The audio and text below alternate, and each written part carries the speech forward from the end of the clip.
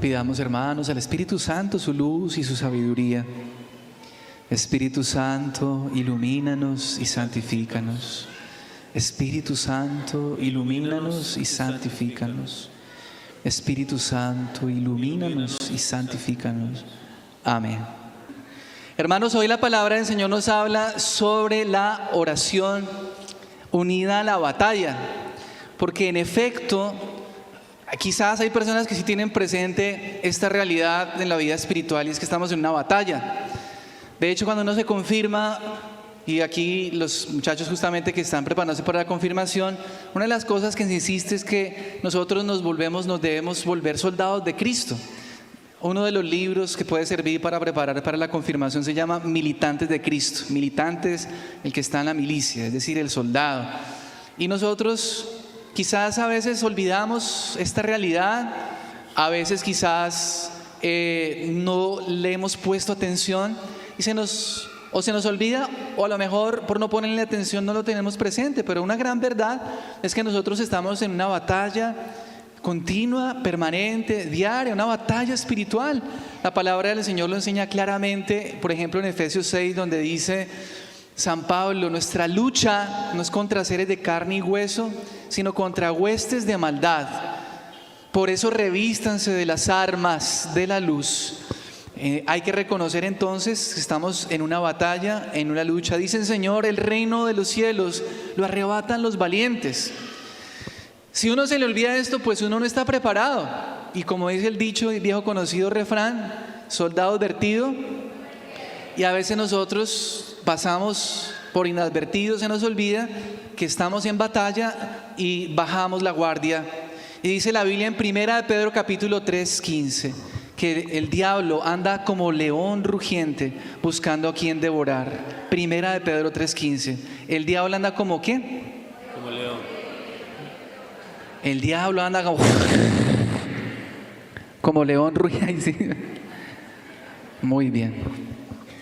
Los que saben, cierto que tienen que estar preparados. Y si no estaba preparado, pues para que nos despertemos.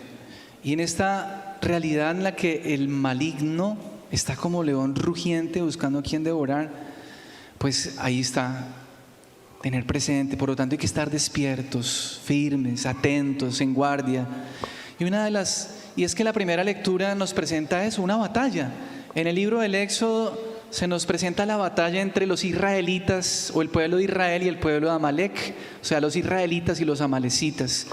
Uno puede, como decía un obispo en una reflexión sobre este texto, pensar que eso, pues sí, muy bonito, la Biblia nos cuenta una historia de una batalla que hubo.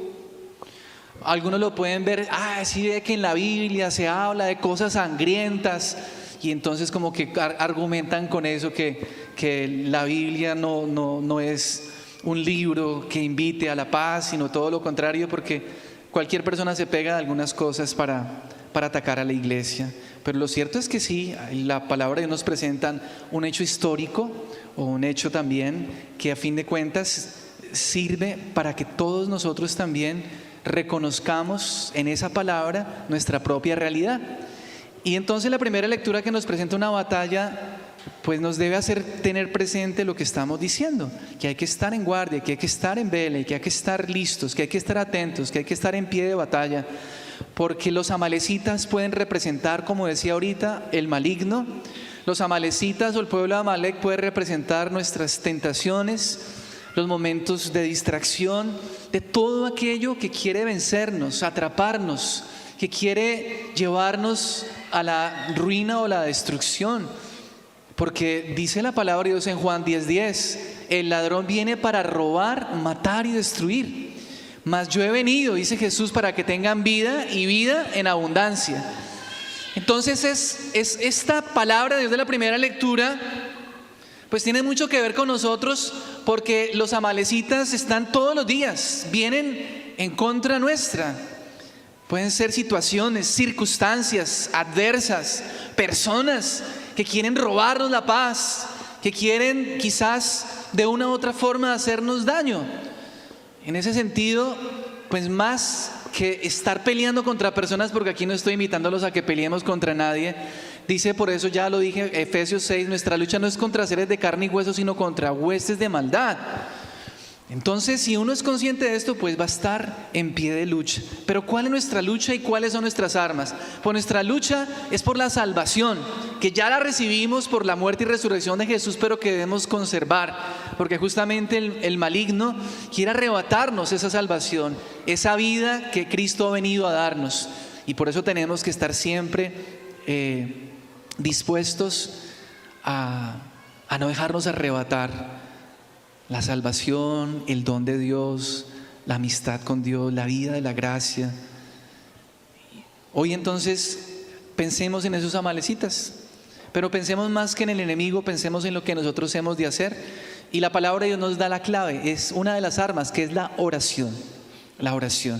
Y los signos de la oración, uno es alzar las manos. Levantemos las manos un momento, a ver, hermanos, para aquí. Muy bien. Este signo de tener alzadas las manos es muy importante, pueden bajarlas. Fíjense que nos dice la primera lectura que en esta batalla en la que estaba el pueblo de Israel, Moisés estaba en la montaña y desde arriba estaba mirando la batalla. ¿Y qué es lo que hacía Moisés? Orar y pedir por su pueblo y pedir por los que estaban allí librando esa batalla para que tuvieran fuerza y pudieran tener la victoria. Y una característica muy bonita de este texto: cuando Moisés tenía las manos alzadas, el pueblo de Israel vencía. Y cuando las bajaba porque se cansaba, el pueblo de Israel empezaba a perder. Dice el texto que entonces vino Aarón y Hur y le ayudaban a sostener las manos. En lo práctico, hermanos, en nuestra vida, inclusive aún tomando ya el Evangelio, el Señor nos invita a orar siempre y sin desfallecer. Esa es nuestra arma. Orar siempre y sin desfallecer. Orar en todo momento. Orar cuando todo va bien. Orar cuando las cosas también van mal. No solo cuando, porque hay personas que a veces se relajan. A veces nos puede pasar cuando las cosas como que ya están bien. Entonces uno se le olvida. Hace 8 días, ¿se acuerdan? De 10 leprosos, ¿cuántos vino a agradecer? ¿Cuántos vinieron a agradecer? 1. Entonces cuando uno está mal, ¡ay, Dios mío! Señor, ayúdame. Y cuando ya está bien, ni volvió por la iglesia. A veces nos pasa eso. Cuando uno como que está bien, uno como que se tranquilo, se relaja y se olvida de Dios. Y a veces ni siquiera da gracias. Eso fue lo que meditamos hace 8 días. Y cuando tenemos problemas, como que sí nos acordamos de Dios. Dios es bueno.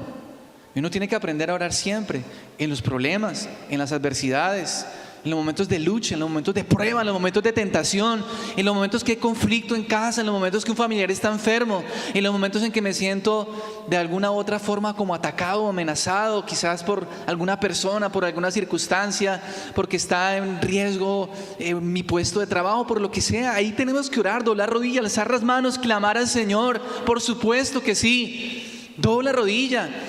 Y dobla rodilla por ti, por tu familia, por tu trabajo, por tus padres. Alza tus manos, es ese signo de abandono en el Señor, con un grito del corazón. Estas 2 imágenes, alzar las manos y gritar. Porque el grito, que más que gritar físicamente, porque dice el Salmo: levanto mi voz a ti, escucha mi voz, inclina tu oído. ¿Sí? Entonces el grito bíblicamente está unido como al verbo clamar, como suplicar, y como en el dolor o la angustia que hay del interior. Uno grita a veces cuando está muy contento. Para los que nos gusta el fútbol, por ejemplo, cuando metimos gol, el primer golecito, porque el primer día sí blanqueados. El martes jugamos y perdimos 3-0 contra Bucaramanga, y el miércoles el primer gol, a mí se me salió un grito de adentro, de verdad. Y yo, porque él se llama Andrés también, el padre que metió un gol bonito, así, un globito, de los mejores goles de los de Villavicencio, la moral. Y entonces yo le grité: ¡gol! ¡Eso, Andrés! ¡Los que usted sabía hacer! Sí. Para amedrantar al adversario.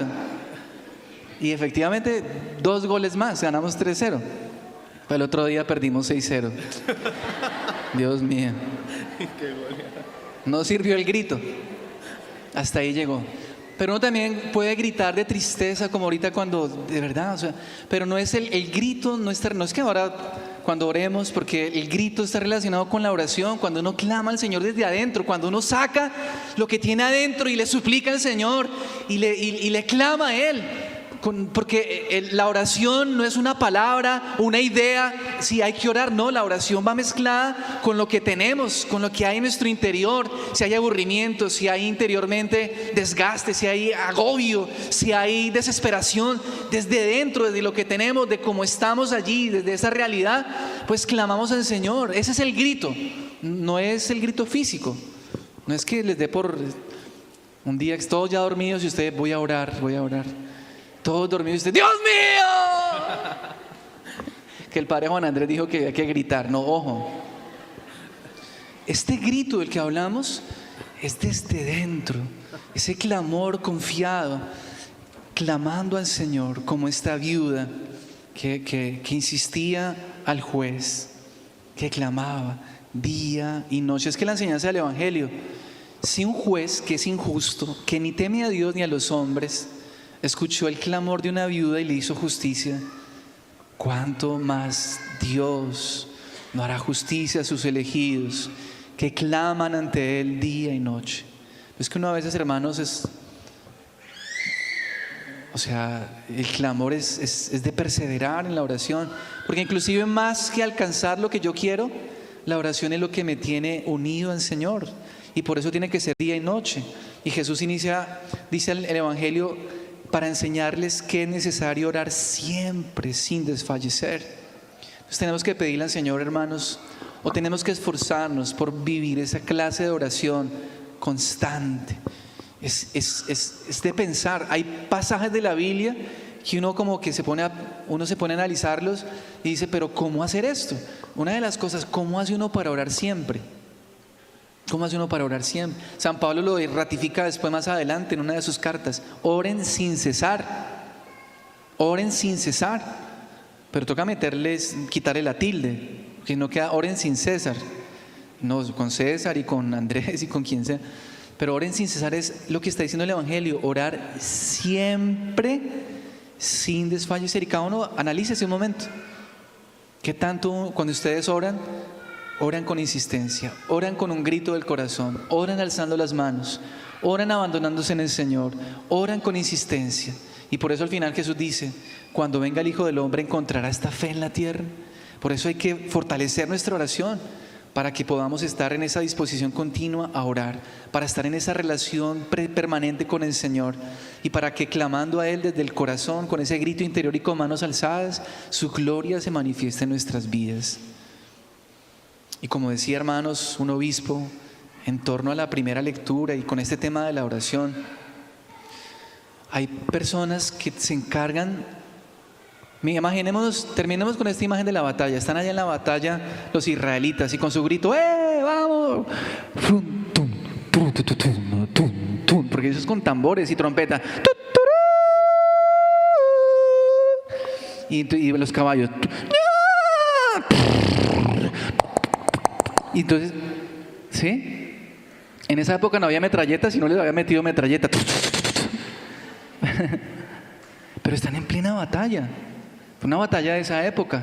Y Moisés con las manos alzadas y unas personas, Aarón y Hur, ayudándole. Esta es la iglesia. Esta es una enseñanza también que podemos tomar. Y en este día, la Feria de los Carismas, vamos a tener presente eso. Hay personas que están en frente de batalla, personas que salen a las calles a marchar para decir no a la ideología de género. Y usted escriba algo por redes sociales frente a la ideología de género, o a favor de la vida, en contra del aborto, y de una vez se le vienen encima. Esa es la batalla también que tenemos que librar. Y la iglesia ahí en frente de batalla, hablando del Evangelio, defendiendo la vida.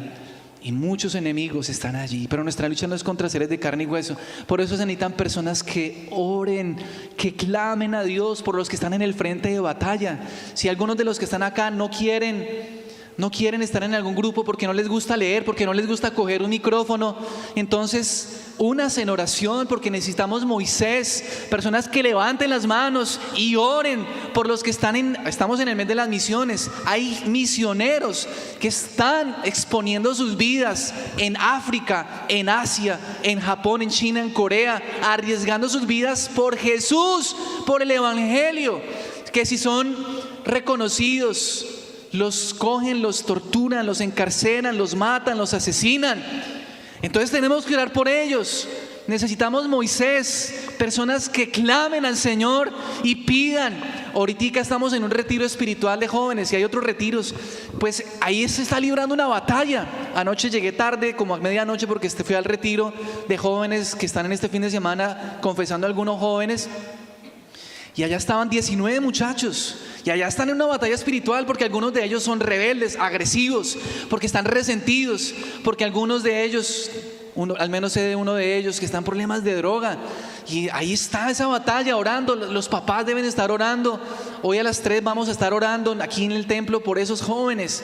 Estamos necesitados de personas que clamen y pidan, y nosotros quizás no vamos a dirigir ese retiro, nunca vamos a estar. Hay otros que sí, aquí hay personas que dedican un fin de semana completo en el frente de batalla, allí con esas personas, hablándoles, evangelizándoles, dándoles testimonio, aconsejándolos, escuchándolos. Allí están en el frente de batalla.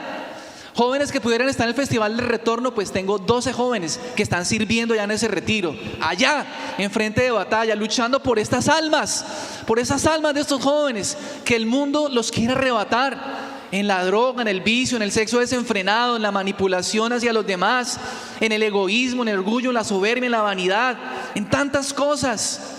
Y ahí están, pero estos no pueden solos, se necesitan los que oren, intercedan y pidan por ellos.